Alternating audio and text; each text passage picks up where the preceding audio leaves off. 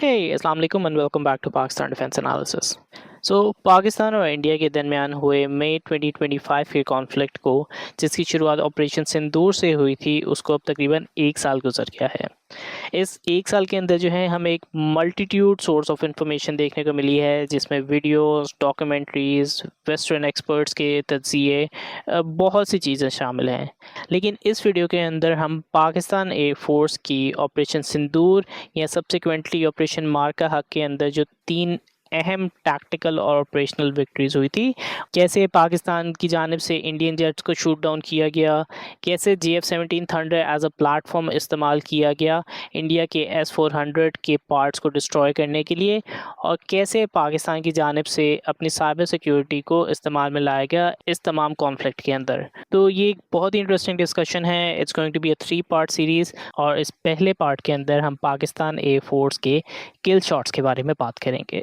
इससे पहले कि हम मिलिट्री टैक्टिक्स या स्ट्रेटजी के बारे में बात करें, उन फैक्ट्स को वेरीफाई करना बहुत ज़रूरी है जो कि ऑल ओवर इंटरनेट मौजूद हैं। नाउ हम सब जानते हैं कि इंडिया के chief of defence staff general Anil Chauhan ने पब्लिकली इस चीज़ को एक्नॉलेज किया है कि उनको इनिशियल स्टेजेस के अंदर लॉसेस का सामना करना पड़ा है। उसके बाद इंडिया के एयर मार्शल अवधेश कुमार भारती ने कहा है कि losses are part of any combat. गो के इंडिया ने किसी स्पेसिफिक एयरक्राफ्ट टाइप का नाम नहीं लिया है, लेकिन उन्होंने लॉसेस डिनाई भी नहीं किए हैं। अगर हम इसके अलावा इंडिपेंडेंट एनालिस्ट पे जाएं और वेस्टर्न मीडिया या रशियन मीडिया की जानिब जाएं, तो Washington quarterly, air forces monthly, routers, ये तमाम की तमाम एसेस करते हैं कि इंडिया ने कम से कम 3, पॉसिबली 4 से 5 एयरक्राफ्ट खोए हैं, और उनमें कम से कम एक रफाल जो है शामिल ज़रूर है। उसके अलावा अगर हम पाकिस्तान के ऑफिशियल स्टांस की बात करें, तो पाकिस्तान ने ऑफिशियली 6 से 7 इंडियन जेट्स डाउन करने का क्लेम किया है, जिनमें 3 plus Rafale fighter jet shot करने का इन्होंने दावा किया है।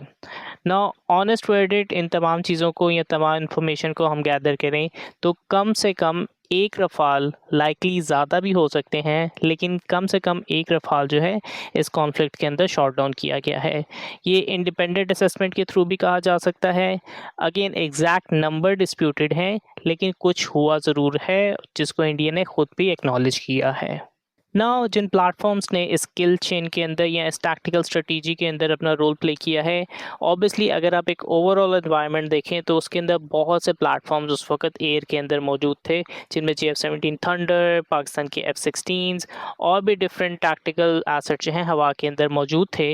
लेकिन 3 प्लेटफॉर्म्स स्पेसिफिकली इस सिनारियो के अंदर बहुत अहम हो जाते हैं, जिनमें सबसे पहला जो है पाकिस्तान का G10CE है। नौ पाकिस्तान का G10CE जो है, आपको पता है कि 2021 में चाइना से पाकिस्तान ने परचेज़ किया था। सिंगल इंजन जेट, लेकिन extremely capable, Isa fire control radar, jam resistant, low probability of intercept, और सबसे इम्पॉर्टेंट PL-15E मिसाइल कैरी करने की इसमें सलाहियत मौजूद है। उसके बाद सेकंड प्लेटफॉर्म, और इस चीज़ की अभी कंफर्मेशन मौजूद नहीं है कि पाकिस्तान एयरफोर्स की जानिब से कौन सा प्लेटफॉर्म, आइदर साप के बनाए हुए साप 2000 एरियाई या चाइनीज़ ओरिजिन ZDK-03 एवैक्स का इस्तेमाल किया गया है, लेकिन इन एवैक्स के थ्रू जो है मिसाइल गाइडेंस के हवाले से बहुत अहम काम सरअंजाम दिया गया है। इन मोस्ट लाइकली केस ये साप 2000 एरियाई प्लेटफॉर्म्स थे, जो कि अगेन स्वीडिश ओरिजिन के हैं। 280 माइल की डिटेक्शन रेंज, लो फ्लाइंग रडार को भी डिटेक्ट कर सकते हैं, टेरेन हगिंग के अंदर भी इसको डिटेक्ट करने की कैपेबिलिटी इनमें मौजूद है। और लास्टली सबसे ज़्यादा टॉक ऑफ द टाउन, जो कि पूरी स्टोरी का एक तरह से सेंटर पीस बन गया था, PL-15 missile. Approximately 145 kilometre range की एक्सपोर्ट रेंज या claimed export range, dual pulse rocket motor, मतलब स्पीड मेंटेन करता है ये पूरी फ्लाइट के अंदर। इसके अंदर एसा रडार सीकर है टर्मिनल फेस में, और सबसे important feature two way data link, मतलब मिसाइल लॉन्च के बाद भी गाइडेंस अपडेट हो सकती है। लॉन्च एयरक्राफ्ट के रडार का ऑन रहना ज़रूरी नहीं उस पॉइंट पे जिस पॉइंट पे PL-15 जो है किसी एनिमी के टारगेट को निशाना बना रहा होगा। अब इन तमाम प्लेटफॉर्म का ओवरऑल किल चेन और एंटायर स्टोरी इस तरह से जाती है। स्टेप 1 के अंदर ग्राउंड रडार से डिटेक्ट करते हैं कि इंडियन एयरक्राफ्ट की फॉर्मेशन करीब आ रही है या वो पाकिस्तानी बॉर्डर के करीब अप्रोच कर रहे हैं। पाकिस्तानी ग्राउंड बेस्ड रडार पहले ही इनको डिटेक्ट कर लेते हैं। स्टेप 2, एरिया या ZDK एवैक्स जो हैं प्रिसाइज ट्रैक करते हैं या डेटा कंपाइल करते हैं, उनकी exact speed, position, altitude, heading, ये सब जो है J10CE पायलट को एनक्रिप्टेड डेटा लिंक पे भेजा जा रहा है और वो भी रियल टाइम के अंदर। स्टेप 3 और शायद सबसे क्रिटिकल पॉइंट कि J10CE फाइटर पायलट की जानिब से अपने खुद का रेडार ऑन नहीं किया जाता, वो AWACS का डेटा यूज़ करता है। मतलब इंडियन एयरक्राफ्ट के रेडार वार्निंग रिसीवर्स को कोई एमिशन डिटेक्ट नहीं होती है। उनको इस चीज़ का अंदाज़ा नहीं है कि कोई मिसाइल आइदर लॉन्च हुई है या नहीं। स्टेप 4, AWACS जो है मिड कोर्स के अंदर इसकी गाइडेंस करते हैं। मिशन फ्लाइट के दौरान AWACS कॉन्टीन्यूसली इसकी ट्रैजेक्टरी अपडेट करते हैं डेटा लिंक के ज़रिए। J10C जो है ऑलरेडी टर्न अवे हो चुका होता है। मिसाइल को लॉन्च करके एयरक्राफ्ट की ज़रूरत उसके बाद नहीं रही है। और लास्टली स्टेप 5 जो कि टर्मिनल फेज़ है, जिसमें मिसाइल जो है अब एक्टिव हो गया है। लास्ट के फ्यू सेकंड्स के अंदर PL-15E मिसाइल जो है अपना खुद का एसा सीकर एक्टिवेट करता है। अब वो इंडिपेंडेंटली टारगेट ट्रैक कर रहा है। इस स्टेज पे किसी भी पायलट के लिए एक्सट्रीमली डिफ़िकल्ट होता है इस मिसाइल को इवेट करना। मिसाइल मार्क स्पीड पर ट्रैवल कर रहा होता है और इन सिचुएशन के अंदर किल शॉट के चांसेस बहुत ज़्यादा हो जाते हैं। US China economic and security review commission ने नवंबर 2025 में ये कंफर्म किया है कि this kill chain gave little to no reaction time to the target. Analyst Justin Bronk ने इसे डिस्क्राइब किया है कि this is the type of kill chain in action जहां ओल्डर एयरक्राफ्ट्स भी एडवांस जेट्स को डिफीट कर सकते हैं क्योंकि सिस्टम इंटीग्रेटेड है। बहुत से लोग ये चीज़ क्वेश्चन करते हैं कि रफाल के पास एक highly revered spectra electronic warfare suit है, वो क्यों इस मिसाइल को डिटेक्ट नहीं कर पाया है। तो इसमें कुछ फैक्टर्स हैं जिनके बारे में हम बात करते हैं। इनमें सबसे पहला फैक्टर तो यही है कि J10CE फाइटर जेट ने अपना रेडार ऑन ही नहीं किया। स्पेक्ट्रा जो है वो रेडार एमिशंस को डिटेक्ट करता है। अगर एमिशंस ही नहीं है तो वार्निंग नहीं होगी। नंबर 2, PL-15E की इनबाउंड सिग्नेचर। ये मिसाइल बहुत ही फास्ट है और ऑल्दो हमें एग्जैक्ट टारगेट किल के हवाले से ज़्यादा इन्फॉर्मेशन नहीं है कि किस स्पेसिफिक ज्योमेट्री के अंदर इसको टारगेट किया गया था, लेकिन अगर लॉन्च ज्योमेट्री जो है वो फेवरेबल थी तो वार्निंग टाइम जो है वो एक्सट्रीमली कंप्रेस्ड हो जाता है। फिर इसमें तीसरा फैक्टर है जिसमें इंडिया का खुद असर वसूख है, वो इंडिया की इंटरऑपरेटेबिलिटी की प्रॉब्लम है।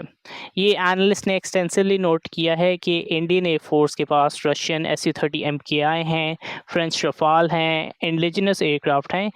ये सब जो हैं एक कॉमन डिजिटल प्लेटफॉर्म या एक common digital data link share नहीं करते हैं। रियल टाइम के अंदर डेटा शेयर करने के लिए उनको थर्ड पार्टी मिडलवेयर की ज़रूरत पड़ती है और ये एक तरह से लेटेंसी क्रिएट करता है।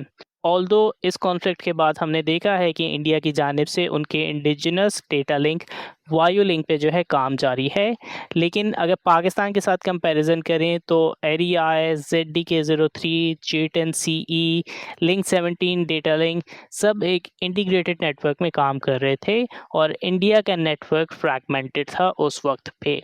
इसके नतीजे में एक ऐसा इवेंट हमें देखने को मिला है जो एविएशन हिस्ट्री के अंदर आज से पहले कभी नहीं हुआ है और वो है दुनिया का सबसे लॉन्गेस्ट PVR किल जो कि पाकिस्तान एयरफोर्स के नाम पे अब मौजूद है।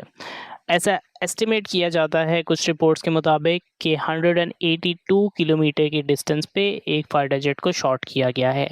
अगेन ये चीज़ कंफर्म नहीं है कि इसमें रफाल को शॉट किया गया था, सुखोई Su-30 MKI को या इनके मिराज फाइटर जेट को शॉट किया गया था, लेकिन 182 किलोमीटर की रेंज ये एक बहुत ही सिग्निफिकेंट नंबर है। Just to give the significance के 182 किलोमीटर्स कितना होता है और इसमें हम स्ट्रेट लाइन की एजम्पशंस ले रहे हैं, लेकिन अगर पाकिस्तान एयर फोर्स ने अपना मिसाइल लाहौर के मीनार पाकिस्तान के टॉप से लॉन्च किया हो तो इस मिसाइल ने लुधियाना के एंड पे जाके उस फाइटर जेट को शॉट किया है। This is 182 kilometre. It has never been done in the aviation industry and it is something जो कि फ्यूचर के अंदर हमें वक्तन फ़वक्तन देखने को मिल सकता है। इस इवेंट के बाद जो है हमें बहुत सी अपडेट्स, बहुत से लेसन्स, बहुत सी ऐसी चीज़ों पे काम होते हुए देखने को मिला है जो कि डायरेक्टली या इनडायरेक्टली इस इवेंट से जुड़ी हुई हैं। जैसे मैंने पहले मेंशन किया कि इस इवेंट के बाद इंडियन एयर फोर्स की जानिब से उनके इंडिजिनस डेटा लिंक वायु लिंक पे काम करना शुरू कर दिया गया। पाकिस्तान के लिए ये एक एविडेंस था कि इंटीग्रेटेड नेटवर्क सेंट्रिक वॉरफेयर में प्लेटफॉर्म से ज़्यादा सिस्टम मैटर करता है। J10CE को आप रफ़ाल के इक्वल कंपेयर कर सकते हैं, रफ़ाल से थोड़ा सा हाई कंपेयर कर सकते हैं, रफ़ाल से थोड़ा सा नीचे कंपेयर कर सकते हैं, लेकिन आप J10C को F-22 के कंपेरेबल नहीं कह सकते कि एक F-22 रैप्टर जो है वो रफ़ाल के अगेंस्ट खड़ा हुआ था। लेकिन इस सिस्टम के थ्रू, इस किल चेन के थ्रू, इंटीग्रेटेड किल चेन के थ्रू उसने रफ़ाल को बहुत ईजिली निशाना बनाया है बग़ैर किसी किस्म के सिस्टम का इस्तेमाल करते हुए। और लास्टली इसके साथ साथ पाकिस्तान, इंडिया के साथ साथ चाइना की जानिब से भी एक अपॉर्चुनिटी के तौर पे इस्तेमाल किया गया। नेचुरली ये एक ऐसा सिस्टम था जो कि चाइना की जानिब से पहली बार किसी रियल कॉम्बैट के अंदर इतने इफ़ेक्टिव तरीके से इस्तेमाल किया गया, और जो परफॉर्मेंस, जो रिज़ल्ट्स इस प्लेटफॉर्म की जानिब से, इस सिस्टम की जानिब से दिए गए हैं, तो इस अपॉर्चुनिटी को मार्केटिंग के लिए बहुत अच्छे तरीके से इस्तेमाल किया गया। नेचुरली किसी भी मुल्क की जानिब से इस अपॉर्चुनिटी को अवेल ना करना बेवकूफ़ी होती, लेकिन मार्केटिंग टैक्टिक्स से परे ये इस चीज़ का सबूत है कि चाइना के बनाए हुए टैक्टिक्स, चाइना के बनाए हुए वेपन्स, चाइना के बनाए हुए इंटीग्रेटेड सिस्टम जो हैं वो किसी भी सिस्टम को इक्वली रिस्पॉन्ड कर सकते हैं और उनको किसी भी तौर पे कम शुमार नहीं करना चाहिए। At the end of the day kill chain का ये कॉन्सेप्ट जो है AWACS plus data link plus PBR missile plus radar silence, ये पाकिस्तान की टैक्टिकल सक्सेस का कोर था पाकिस्तान की इनिशियल सक्सेस के अंदर। ये इंडिपेंडेंटली असेस्ड है कि US government body, multiple western analyst और इवन इंडिया के अपनी एक्नॉलेजमेंट भी इसके अंदर मौजूद है। यस, आप डिबेट कर सकते हैं कि एग्जैक्ट नंबर्स जो हैं वो क्या हैं, लेकिन ये हुआ है, और ये पाकिस्तान आर्म्ड फोर्सेस और स्पेशली पाकिस्तान एयर फोर्स के ऑलरेडी इस्टेब्लिश्ड स्टेचर के अंदर एक और high medal of honour consider किया जा सकता है। Let me know what you think about the video. तब तक के लिए Pakistan defence analysis out. Good bye.